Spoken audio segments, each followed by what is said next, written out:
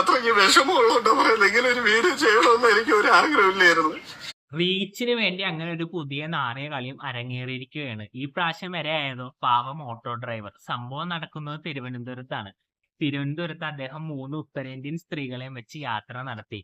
അതായത് ശ്രീ പത്മനാഭസ്വാമി ക്ഷേത്രത്തിലേക്കാണ് പോയത്. തിരക്കേറിയ ഒരു റോഡായതുകൊണ്ട് നിങ്ങൾക്കറിയാലോ, ഇടയ്ക്കിടയ്ക്ക് സൈഡ് മിറർ യൂസ് ചെയ്യേണ്ടി വരും.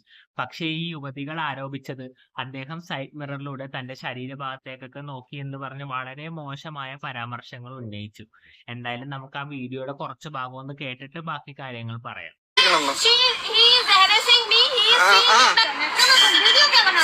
वीडियो का मेरे पास है यार.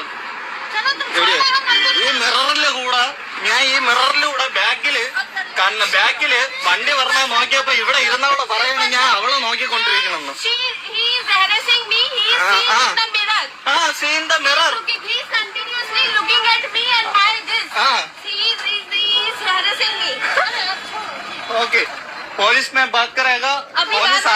पुलिस आने का टाइम तू जाओ. पुलिस रैपिडो पे कॉल. पुलिस आएगा तू जाओ.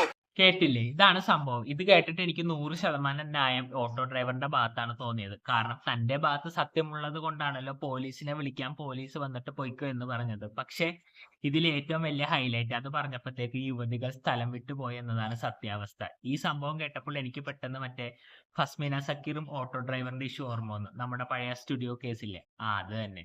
എന്തായാലും ഈ യുവതികൾ ചെയ്ത പരിപാടി കേട്ടപ്പോൾ എനിക്ക് തോന്നിയത് ഒന്നില്ലേ റീച്ചിന് വേണ്ടി ചെയ്ത പരിപാടി, അല്ലെങ്കിൽ ഓട്ടോ ഡ്രൈവറിന്റെ കയ്യിൽ നിന്ന് കാശ് തട്ടാനുള്ള പരിപാടി. അന്യ നാട്ടുകാരാണല്ലോ, അപ്പോൾ ചുളുവിലങ്ങ് പറ്റിച്ചിട്ട് പോകാമെന്ന് കരുതി കാണും. പക്ഷെ ചീറ്റിപ്പോയി.